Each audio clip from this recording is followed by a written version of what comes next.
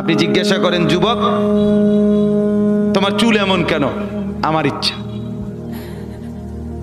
আমার ইচ্ছা। বাবা তুমি দাঁড়াইয়া পেশাব করো কেন? আমার ইচ্ছা। বাবা তুমি সারা দিন সারা রাত মোবাইল টিপো কেন? আমার ইচ্ছা। তুমি মেয়ের পিছনে ঘোরো কেন? আমার ইচ্ছা। সারা রাত উলঙ্গ ছবি দেখো কেন? আমার ইচ্ছা।